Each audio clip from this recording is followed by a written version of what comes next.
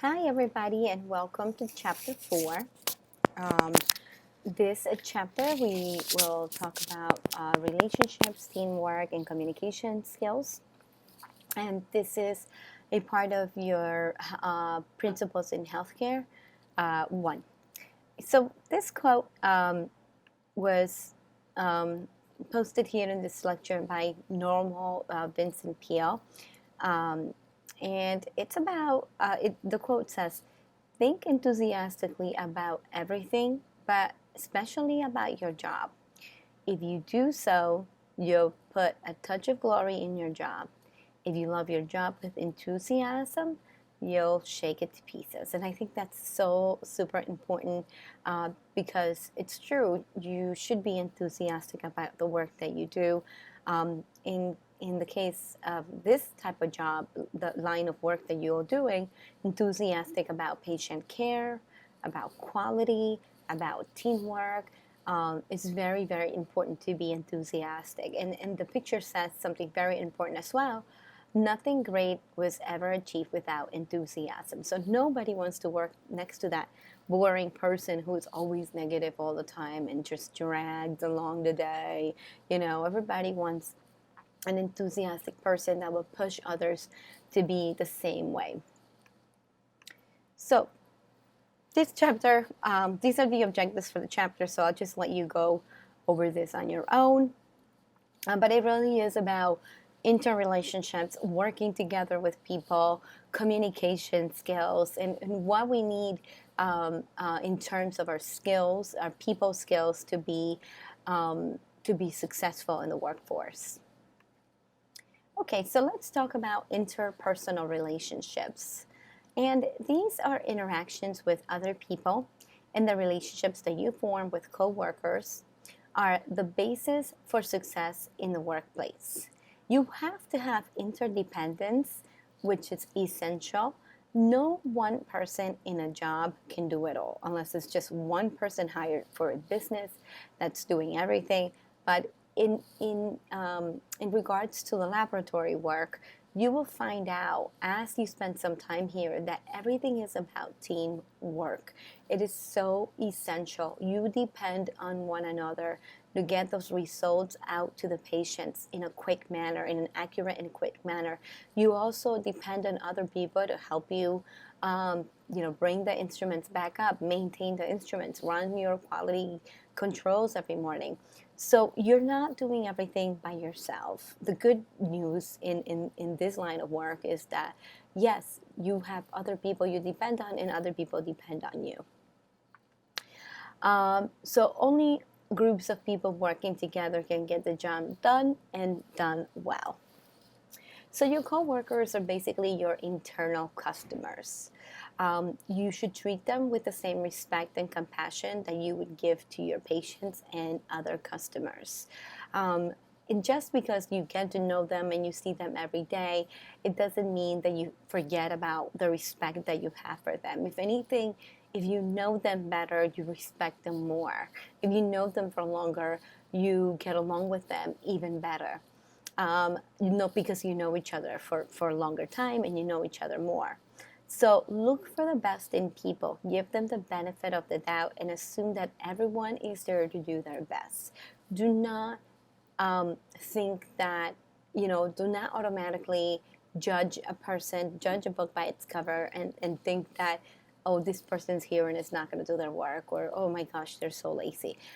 Just give them the benefit of the doubt, bring out the best of them, think the best of them, and things will work out. Be inclusive. Being inclusive is having the tendency to include everyone. Avoid participating in cliques. And sometimes those groups of people, those cliques, which are small circles of people, they just happen, but even if you are a part of a group, be inclusive. Do not, exclude people just because they are not a part of your group. Invite someone to sit with you at the lunch table. Or if you know that someone is a loner, or they are very shy, maybe one day you can say, hey, why don't we go on break together? Why don't we grab a little coffee together and see how that works out? Be friendly. Do not leave people out of the group, and help your coworkers build their self-esteem.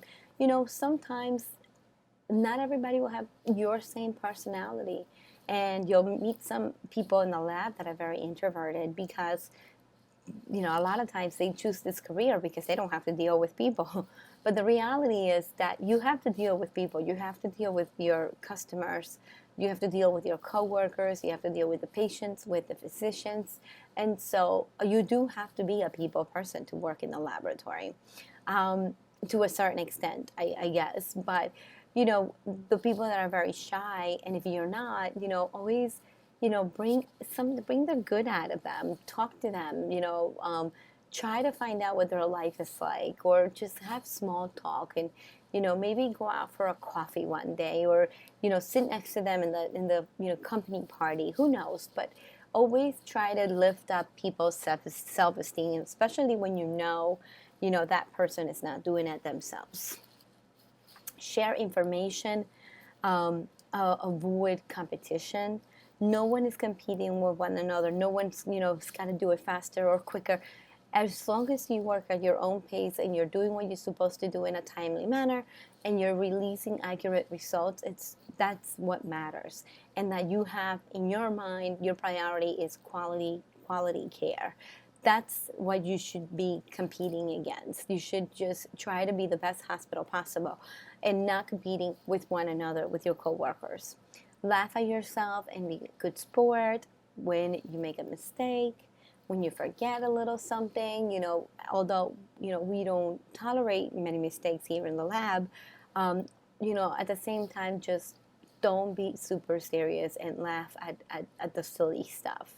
And practice the golden rule. The golden rule states that you treat other people, or that you should treat other people, the way that you want to be treated. Loyalty is so important, and we talked about this in our last class. Be there for coworkers when you are needed. Show loyalty for your employer. You are the company you work for. So I gave you some examples last time. If you work into different places, don't go back to the other place and say, oh my God, Valley is the worst place to work for. Everyone is so mean. They don't know what they're doing. They just do this and do that. No, I mean, if you really feel about your employer that way, you probably shouldn't be working there. So keep that in mind, okay? Keep that in mind. You are your company. You represent your company. Your words are very, very powerful. What you say is powerful. So be loyal to the place that you work for. So all of you may end up working here, and all of you won't. If you don't like this place and you'd rather work somewhere else, and that's what you'll do. You'll work somewhere else. But while you're here as a student, be loyal to your program. Be loyal to your employer. Pay back investments in your training and enhance your company's reputation. So, you'll pay back the investments on your training once you start working in the field. And also in this particular hospital, the first year that you're out working and trained, and you are doing your work as a regular technologist, you'll see that maybe the following year you'll have a student that will be training in your bench. So that is your way to pay back, is to try to give them the best education possible. What we try to do with you guys, and what the lab faculty is going to be trying to do with you guys in this particular year. Cooperate with people. Cooperation is key in forming and maintaining relationships at work. Nobody wants to work next to that guy that doesn't cooperate with anybody. Nobody wants to work next to the guy that just wants to do the minimum work possible, because they're not going above and beyond. They don't want to learn more. They don't want to advance in what they do every day. They're stuck in one place, and that is not a good place to be, and a good person to be next to. You want to be, and you want to work with somebody who is super cooperative, and will, hey, I'll pick up your shift if you feel sick, or if you're working a day shift and someone calls out at nighttime. Maybe one day you'll volunteer and say, you know what, I could use a little extra money, and I want to help out. I'll stay adobo today. So a lot of times you'll see that when there's shortage in staff, the supervisors will send out an email and say, hey guys, we need some people to work in the morning or the evening or the night shift, and and if you can, you should volunteer, you should cooperate to do this, especially if you have the ability to. If you're not going to do anything when you get home, then help your lab, help your coworkers so that they can have a normal day, because a lot of times when one person is missing from the schedule, things can get very, very chaotic.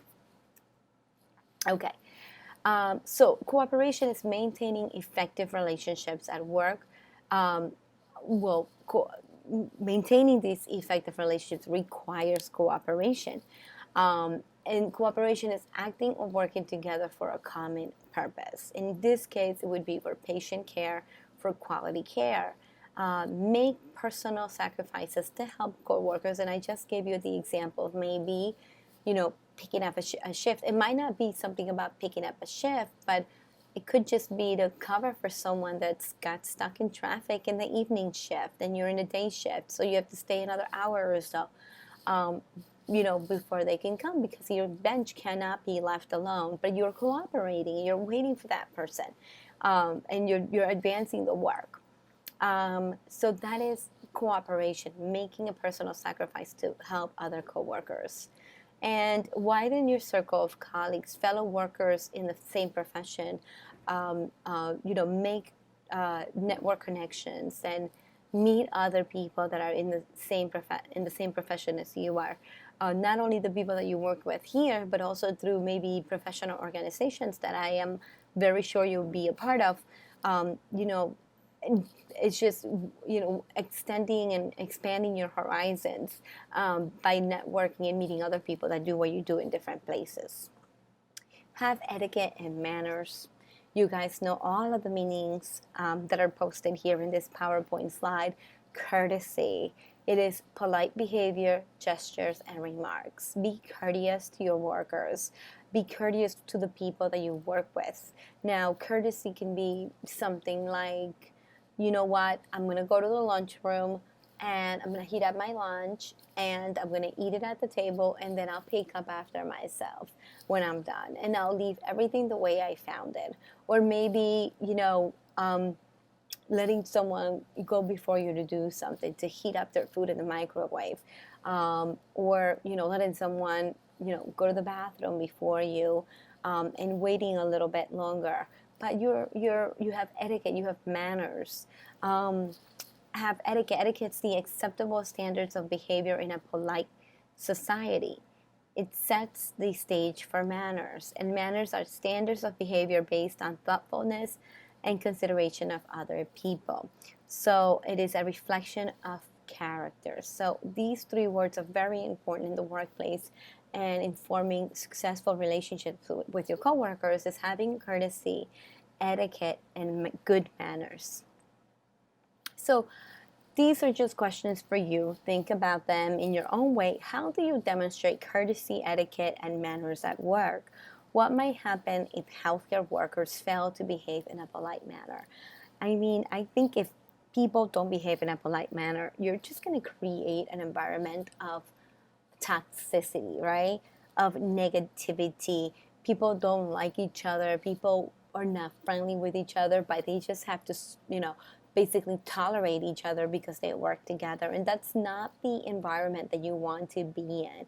And so you can perhaps be one of the first people to start this, to have, be courteous to other people, to always have a smile on your face, to always pass by someone and say good morning or say good night, to have good manners. What is the difference between personal etiquette and professional business etiquette? So this is something else that I want you to think about. So is it the same, personal and professional etiquette? I think if you're a person who has good manners and you are polite and courteous and have etiquette, you will have the same thing, and you'll do the same thing at work for the most part. So don't forget, your internal customers are your coworkers. So it is very, very important to be courteous and kind to your coworkers. So now we're going to talk about some teams and teamwork. You need, no matter where you work in a hospital, in what department, what area, you need good team skills, and those are crucial in healthcare. So there are different types of teams at work or like in a healthcare setting as the one that we are in a hospital. You can work in interdisciplinary or and interdisciplinary. So you may be working in a doing rounds in which physicians, PAs, physician assistants, the pathologist, the nurse, the PharmD, and maybe the laboratory supervisor will go out to and really do rounds. And your job in that case would be to propose the best laboratory test possible for the patients.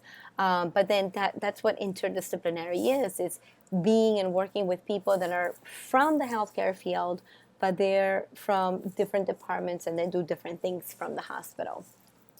You can also have intra-departmental, so within your department, or you can have work team and project teams, depending on what you're asked to do. The labeling of it isn't important, but functioning as a good team player is very important.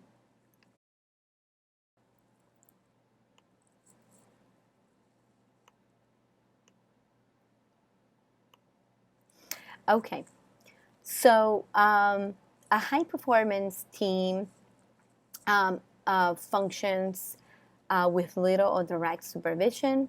They arrange work schedules, select equipment, and interview new team members, and they can evaluate each other's skills and performance. So this is in a team work situation in which you'll it depends on what you're doing, but you may be asked to work on a project, maybe on an implementation project with a QA manager and maybe another technologist. And so, if you were a high-performing team, you'll need very, very little supervision.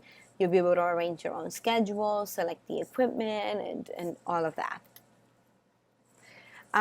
Team members need extra training in group dynamics, negotiation, delegation, resolving conflicts, and valuing diversity. Um, Diversity are the differences, the similarities, and variations between the people. Expect to be both a leader and a follower in teams on which you serve.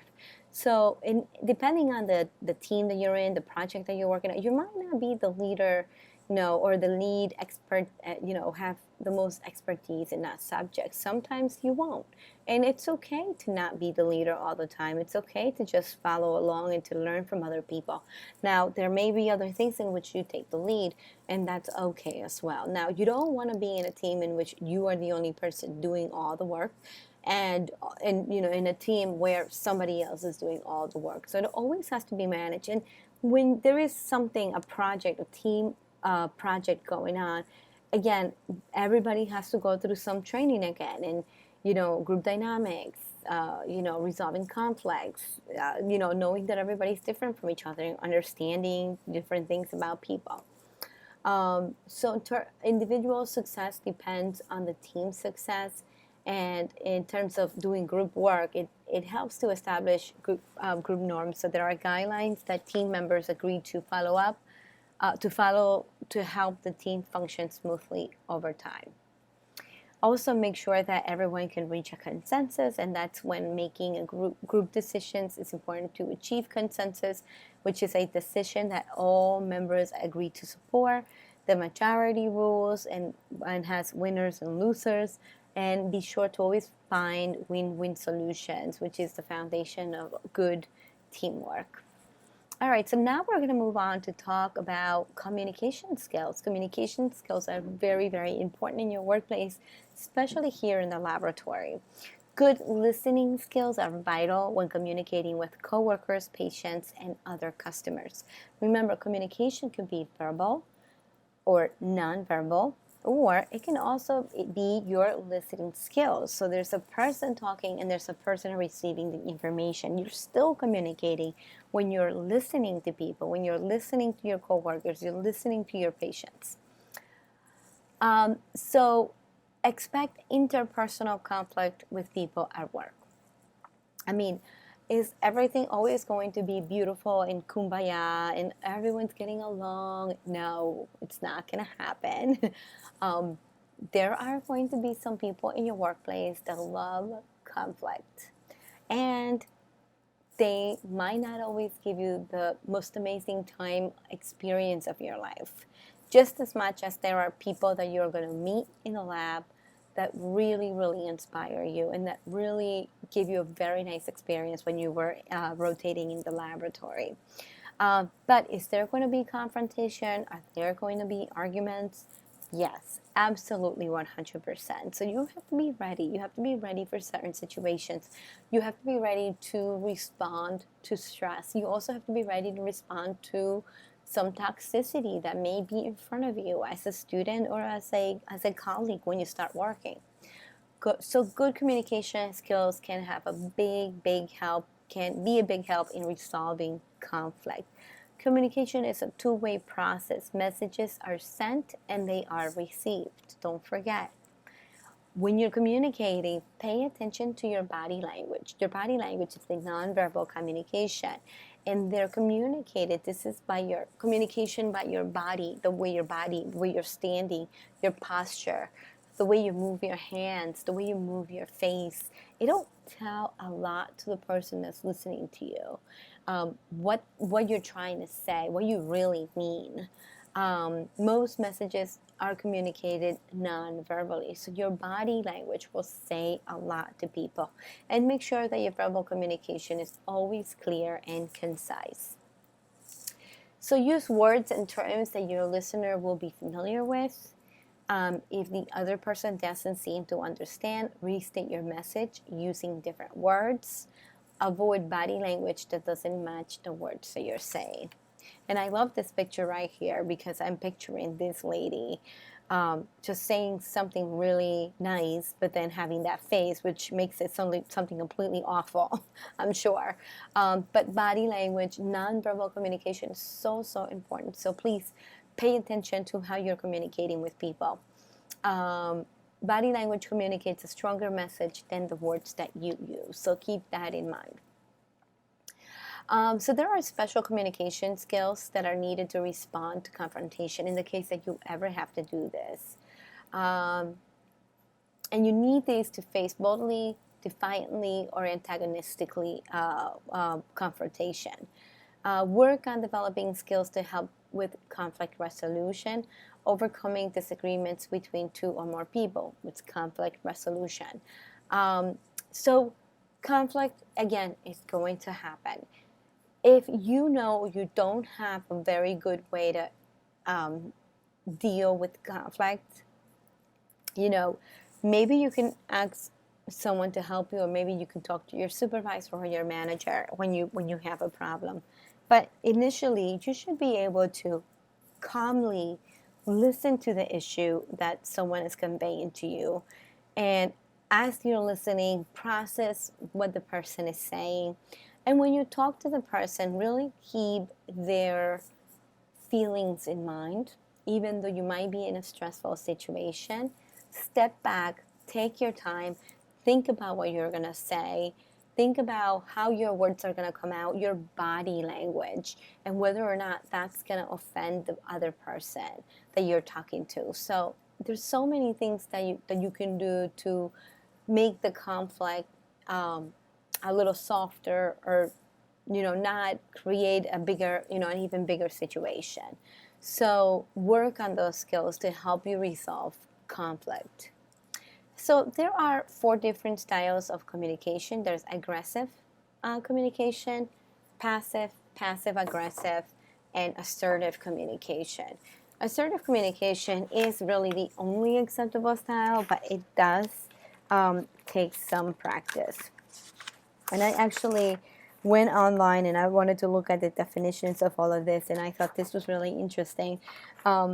Aggressive communication is a style in which individuals express their feelings and opinions and advocate for their needs in a way that violates the rights of others. Those aggressive communication are verbally and or physically abusive. So you want to stay away from that, right? Also, passive aggressive communication is a style in which individuals appear passive on the surface but are really acting out on anger in a subtle, indirect, or behind the scenes way. You also want to stay away from that passive aggressive. Um, an assertive communication is the one that we want to reach, essentially, and it is the ability to express positive and negative ideas and feelings in an open, honest, and direct way. It recognizes our rights while still respecting the rights of others. It allows us to take responsibility for ourselves and our actions without judging or blaming other people. So I think the best way to communicate in a workplace is to be assertive. Okay, so as you're resolving conflict, okay, be assertive. Choose your battles wisely. Don't fight over everything. Don't fight over everything. We have to do that with our kids. I have to do it with my daughter. There's so many things I can be fighting with her about, but I only take whatever could be a teaching moment for her. Otherwise, I'll literally be fighting with her every single moment of the day. Protect your personal safety. Treat the other person with respect. Avoid assumptions and make sure you have complete and accurate information. So, yeah, you know what? Sometimes we don't know the whole story. There are times in which Marietta and I have to resolve some conflicts that occur with the clinical faculty and the student. And it happens all the time. There are certain things that may happen, maybe an exam, maybe, showing up late, or maybe something that the laboratory professional did that was offensive to the student. So when we are trying to resolve those issues, we have to listen to both sides of the stories, and we have to get as much information possible, document everything, and then go ahead and start trying to solve the conflict. But if without information, without knowing what happened on both sides of the story, it's impossible to resolve the conflict between the clinical faculty and the student. When you do this, choose the right time and place, and stay calm and aim for a win-win solution. You want to calm the person down. You want to make sure that you're there to, do your work, that, you're there to resolve the issue, and you don't want to put gas in a fire. You want to put out the fire. We have to be very, very careful when it comes to electronic communication. I don't know if this has ever happened to you, but have you ever sent an email that sounded like something, but it really wasn't what you were meant to say? So that's happened to me a couple of times, and I retracted some emails. But sometimes you really can't take back the email, and so you have to apologize. Maybe you sounded short or you sounded abrupt, but be careful when you use so many exclamation points. Be careful, like some people write with all caps, and then when you read it, it's like, oh my God, is this person like trying to yell at me or something? You don't know how the other person at the other end is going to interpret your message, your written message, because it's just a typed message. There's nothing behind it. So the person at the other end can interpret it in any way they can. And so you have to make it sound as polite as possible.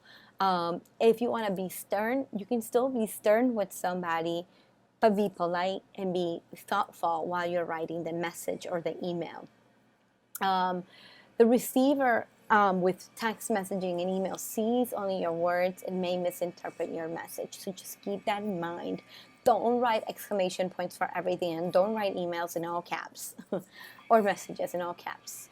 Also, start your email with, hey, hello, class, or hello, dear so-and-so, or hello, laboratory department. I hope everyone's doing great today. I hope this message finds you well. The reason why I want to send this email is because blah, blah, blah, blah, blah, blah, blah. Kind regards, best regards, sincerely, and sign off with your name, but be gentle, be kind as you're writing your messages. Voicemails, leaving voicemails, it's the same thing. They can hear your voice and your words and your tone, but they don't see your body language. So your tone may be aggressive, but you may not be feeling that way at all, but they can't see you. They don't know, so they can't match it up. So be aware of all of that. Avoid distractions when using electronic communication. I've done so many things and multitask so many things at the same time that in my time, I mean, at some point, I know in my career, I sent unfinished emails. And then when I'm reading it, and I'm like, oh boy, why? I didn't even finish what I was trying to say, but it was sent because I was distracted. So be very careful with all of that. Um, so it's easy, and it's an easy way. There's an easy way to make embarrassing mistakes with email. Always slow down and think about what you're doing. Remember that email leaves a permanent documented trail of messages, and use extreme care in posting personal information in social networking sites. So that's a really, really, really good point. And I'm not sure if Marietta went over this during your orientation, but first of all, there is absolutely no use of your cell phones in the laboratory, um, and that is by policy of the school. Um, then, second of all, you should not be taking pictures of cells, of tubes, of specimens. You should not be taking pictures of yourself, taking a selfie with your lab coat next to the instrument or with a coworker. That is a no-go in the laboratory. You should not be posting any information whatsoever of anything that goes in the lab, that goes on in the lab. Not even if you just want to post your face and say, "Hey, I'm bored." That is unacceptable. So watch what you do. Watch the stuff that you say. Remember, social media, the stuff that you put on social media will be there forever. And it can always be found. And I think by now you guys know that you'll have a reputation because of it, because of the things that you post online. So I would be very, very careful on what I do on social media. Um, Computer security is usually a major issue in today's world. You need to protect the security of your passwords, change your passwords regularly, and follow company policies to protect the security of your computer systems and confidential information. So, this company, Ad Valley, actually has a change your password program where you need to do it every 6 months. But just don't write down your password and just put it on a sticky pad and then put it on your computer for everybody to see. Make sure you keep all of that stuff confidential. If you're pulling up some patient information and you happen to get up and to go to the bathroom, log out of your computer. Even if you're working, you still don't want someone else to come in and start doing work under your name, because every time you log in, it'll be your name trail that would be on those on those laboratory results. So when you're leaving your station, when you're leaving your bench or your computer station, make sure to log out always, okay? And every time the system will ask you to change your password when your password is due. Make it something that people will know, people will remember. Make it very difficult, but always put it somewhere or write it down somewhere where you'll remember. But nowadays, we have passwords for everything, so you guys know how to deal with that stuff. Presentation skills and public speaking skills are also going to be very important, especially for you in the workplace. Now, when you're a student, yes, super important. We are going to train you in some public speaking.